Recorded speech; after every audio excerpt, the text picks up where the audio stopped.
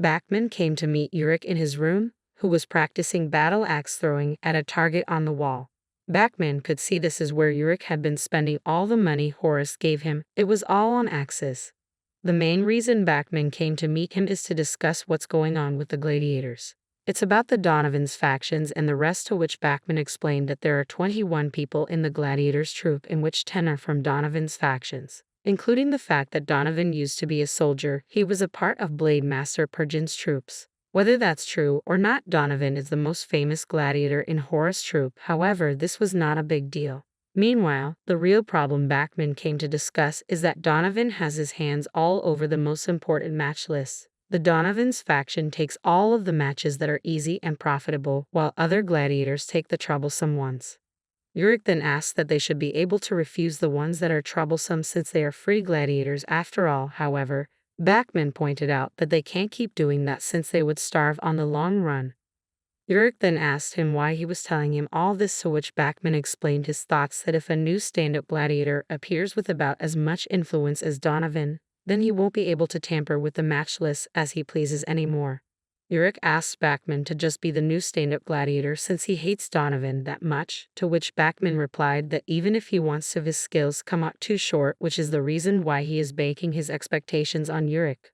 However, Yurik does not like those who sneakily use other people to do the work they themselves can't do. However, due to the fact that Bachman was the first person who approached and treated him well ever since he stepped foot into the civilized world, so he decided to help Bachman out. They proceed to start cooking up a plan for what he would do henceforth. Horus and Donovan were having a discussion about how to go about the next matches coming up. They planned to put those in bad conditions with the death inmates, since that's basically a free pass, and that Donovan would be the one to fight one of Baracal's slave gladiators. It was at this point that Yurik came in and requested that he should be the one to have the last match. Hearing this, Donovan stood up to face Yurik, asking him to leave right before he got angry. Yurik then said that he was not talking to him but to the leader, Horus, ignoring Donovan. However, Donovan immediately tells Horus not to listen to Yurik about being the one in charge of the last match. Horus then tried to explain to Yurik that the last match is the most important out of them all. Yurik insisted, saying that he is aware of that, and even added that he would fight 5 opponents all at once. However, Horus replied that if he ends up dying in a lame way, then it will be a blight on the troop. However, Yurik claimed that he is going to win, full of confidence, adding that he does not care about the number of opponents he is against, he is still going to win. Seeing that Yurik is not backing down, Donovan decided to let him have a go at this once just to show who is boss. So, he asked Horus to put Yurik in the last match, a 5-on-1 just like how he wanted. Yurik was glad that his request came through, and even praised Donovan for his generous heart. He then asked Horus to make a huge racket about him fighting 5-on-1. Horus simply gave in and agreed. The citizens were all talking about the lineups of the gladiator for the upcoming match, to which they felt Yurik is going past his limits by fighting 5 opponents all at once. They do not believe it's possible. Bachman came to see Yurik, as he was worried that Yurik had crossed his boundary by claiming that he can fight 5 opponents at once. He asked him to cancel the match immediately because he felt guilty since he was the one who brought up the issue about being the new stand-up gladiator. However, Yurik simply claimed that they are all worried because they do not know him or where he came from. Bachman felt that he is being reckless. He even made an example from the Battle of the South and the North, claiming that the South are more cool-headed, so they surrendered in just a year into the battle, to which they are now civilized and prospering. A stark contrast to the North, who fought the battle for 10 years and eventually lost. Yurik then said that Bachman is only worried about him losing, to which he asked what Bachman would do if he wins the match. Bachman then said that if Yurik should win the match, then he would follow his judgment without complaints henceforth. Yurik then proceeded to put on his war paint to his face. He was well aware that the match of 5 against 1 is quite dangerous, that he could die. However, he has no plans to die yet. He can win the match. It was soon his turn to fight, to which he came out with his menacing and blood-curdling appearance of his war face, heading to the arena. One of the important VIPs in the arena asked Horus about Yurik's match, wondering if it would be an interesting one. Horus assured him with a confident smile that he would surely enjoy it, no matter the outcome. Horus is quite confident in judging people and has a keen eye for making profitable bets like this one. His years of experience in the arena have honed his instincts, and he rarely misjudges the potential of a match or a fighter. Yurik was seen in the arena, his face adorned with menacing war paint that made his fierce expression even more intimidating. He stood with his sword in hand, ready to face his 5 opponents. These opponents were not ordinary men. They were death row inmates who had been promised a reduction in their sentences if they managed to kill Yurik. The prospect of freedom had lit a fire in their eyes, and they appeared eager and ready to fight. Among the spectators, Bachman watched with growing concern. He knew that these opponents were not to be taken lightly. The way they held their weapons and their confident stances indicated that they were skilled fighters, likely criminals who had volunteered for this opportunity in hopes of shortening their time behind bars. Bachman's worry was palpable as he understood the gravity of the situation and the danger Yurik faced. Beside Bachman, Sun also observed the scene intently, though his expression was harder to read. He seemed focused, analyzing the combatants with a keen eye, perhaps evaluating their strengths and weaknesses. Meanwhile, Donovan, standing a few steps away, wore a different expression. He appeared almost pleased with the situation. Donovan had long harbored ill feelings toward Yurik and saw this match as an opportunity to finally get rid of him. The dangerous challenge that Yurik faced was, in Donovan's eyes, a chance for his problem to be resolved without his direct involvement. The 5 opponents got into their battle stances, their weapons at the ready, and began to encircle Yurik. He quickly assessed the situation, noting that while they were armed and dangerous, they lacked any semblance of cooperative strategy. Their only advantage was their numbers, and Yurik could tell that none of them had the intention to initiate the attack. Sensing their hesitation and recognizing an opportunity, Yurik decided to take the initiative. Without warning, Yurik charged at the opponent directly in front of him. The man raised his shield in an attempt to block the attack, but Yurik's speed and precision were unmatched. With a powerful thrust, he drove his sword through the shield and into the man's heart, killing him instantly. The swift and deadly move left the remaining 4 opponents momentarily stunned. Seeing their comrade fall so easily spurred the other 4 into action. They rushed at Yurik simultaneously, their weapons aimed to strike him down. Yurik, however, was ready for their onslaught. He deftly dodged their attacks, moving with the agility and precision of a seasoned warrior. Each swing and thrust missed its mark as Yurik skillfully evaded their blows, creating space between himself and his attackers. With a moment's respite, Yurik seized the opportunity to switch weapons. He reached behind him and drew his battle axe, its gleaming blade catching the light as he raised it high. With a mighty roar, he hurled the axe toward the nearest opponent. The weapon spun through the air with deadly accuracy, embedding itself in the man's chest and killing him instantly. Yurik seized the moment when one of the opponents hesitated after witnessing their comrade killed with a headshot from the battle axe. Utilizing this lapse in concentration, he swiftly dispatched another foe, his movements precise and lethal. The crowd's cheers grew louder, amplifying the tension and excitement in the arena. Among the spectators, Donovan was visibly shocked. He had just realized that the sword Yurik wielded was no ordinary weapon. It was an imperial steel sword. This type of sword was known for its unmatched strength and durability, qualities that allowed Yurik to perform feats that would have shattered or bent ordinary weapons. Donovan's mind raced with questions. How could a barbarian, who wasn't a noble, come into possession of such a valuable and rare weapon? Bachman, on the other hand, was quite pleased with the turn of events. He could see the progress of the battle favoring Yurik, and his confidence in Yurik's abilities was being validated with each opponent that fell. Sven, standing nearby, offered his own perspective. He pointed out that the battle might have played out very differently if Yurik's opponents had been trained soldiers. These inmates, while dangerous, lacked the discipline and strategic coordination of a professional military unit. Yurik was able to dominate them with sheer force and the psychological pressure he exerted, his menacing war paint only adding to their fear. The inmates were terrified, their initial bravado crumbling under Yurik's relentless assault, allowing him to control the pace of the battle.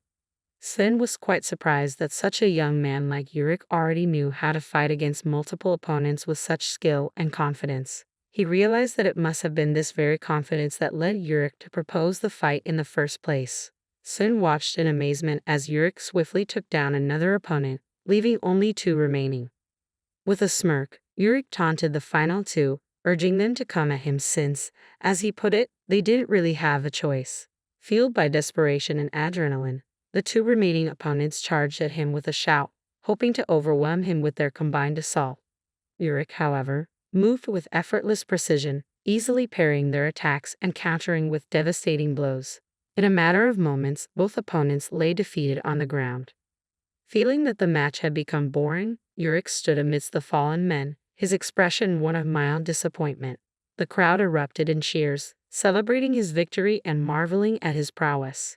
Yurik had won the match, proving his dominance and skill in the arena. Meanwhile, Bachman and Sven were visibly pleased with the outcome. Bachman, who had been worried initially, now felt a sense of pride and relief. Sven, though surprised by Yurik's capabilities, was glad to see the young warrior emerge victorious. Donovan, however, was less pleased. He watched Yurik bask in the glory of his victory for a moment before turning away in frustration. After the fight, Bachman and a few other gladiators crowded around Yurik to cheer him on and tell him how well he did. The happy mood changed, though, when Donovan walked in. All of a sudden, the other gladiators leaving Yurik and Donovan alone. Even though Donovan was angry earlier, he kept his cool. He said that Yurik had become the rising star of the Horus Gladiator group. His voice was a mix of grudging respect and irritation that was hard to see. After giving a nod, Donovan put out his hand. Yurik shook hands with him because he knew what the action meant. The firm handshake was a quiet vote of confidence in Yurik's skills and the praise he deserved. Yurik had a very exciting dream about his brothers from the old country. In the dream, they had finally reached a rich, fertile land that was full of useful things. When his brothers realized they wouldn't have to go hungry anymore, they were so happy that their faces lit up with hope and relief. As Yurik watched them be happy, he felt a deep feeling of peace and accomplishment. The sound of someone calling his name suddenly broke up the dream. When Yurik blinked his eyes open, Bachman was standing over him and gently shook him awake. He was tired and confused. Bachman said that the leader of the troop was looking for him, most likely to talk about the match list. He went over. Yurik met Donovan, to which the troop leader, Horus, and began by explaining that they have been assigned 5 matches, but one of them is a match against a champion, to which Donovan suggests that they should use a slave as a throwaway then. Yurik asked why they need to do that since they can just simply win the match. However, Horus told him that they have slave gladiators for matches like that, as there are some matches they are not supposed to win. Horus then continued, explaining that the matches assigned to them were in the first half of the event. Donovan, eager to prove himself, offered to participate in the match against the Aragon gladiators. However, Horus informed him that it was a 3 versus 3 pride match between 2 gladiator troops. He expressed his desire for both Donovan and Yurik to compete together. Despite Horus's suggestion, both Donovan and Yurik were acutely aware of their lack of camaraderie. They knew they did not trust each other enough to watch each other's backs in the heat of battle. Sensing the tension, Horus made a decision. He gave Yurik the honor of not only participating but also choosing the other 2 gladiators who would fight alongside him for the prize of 1.5 million sil. Donovan, displeased and ready to voice his objections, was swiftly silenced by Horus. Horus reminded Donovan that he had his way in the last match, and now it was Yurik's turn to take the lead. Yurik, recognizing the opportunity and responsibility, readily agreed. Yurik made a bold idea while thinking about the best way to win the upcoming pride match. He suggested that one of the slaves, Sven, be added to the list. For their part, the other 2 people would each get 2 million sil. While Horus thought about the offer, he made a new one with a different price, 1.8 million sil. Once everyone agreed on the terms, Yurik, Bachman, and Sven were picked to represent their group in the pride match. The arrangement was being written down by Horus, and Yurik was watching with increasing interest. He realized that in the civilized world, history and deals were kept in writing, which was very different from the way things were done in his home country, where stories were told orally. The fact that Yurik knew this made him feel amazed. He started to realize how important it was to be able to read and write. He realized that being literate could give him access to a lot of information and knowledge that he hadn't had before. While Yurik and his team were getting ready for their pride match, he talked to Sven, who was going to fight with them. Yurik was interested in why Sven was still a slave. With a resigned but calm face, Sven told him that Horus had given him the chance to go to the Hill of Swords, which was said to be the best place for a fighter to die in battle. He also said that if he hadn't acted quickly, his soul might have been sent to live on in the world of the living forever. For Sven, the idea of dying in battle was better because it was the only way he could find meaning in his life and get out of the confusion he was in now. Yurik was interested in Sven's determination, so he asked about his home country and family. As Sven talked about his sad past, his face turned sad. He told them that he had lost everything, including his family and his home country. After a war broke out against the kingdom, his family had to leave. They were moving east, and Sven and the other men with wives and kids were responsible for making sure they would stay alive and get to their destination safely. Sven talked about a story he had heard before his life became chaotic. People said that there was another place just across the Eastern Sea.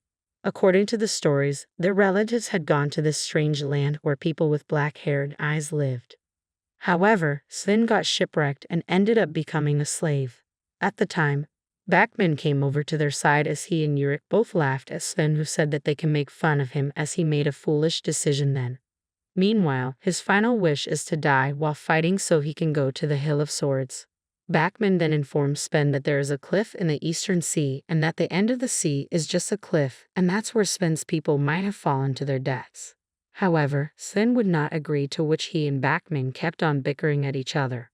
Yurik then said he does not really care about the land in the east or the world's edge, as he doesn't believe that sea is actually a large place in the first place, so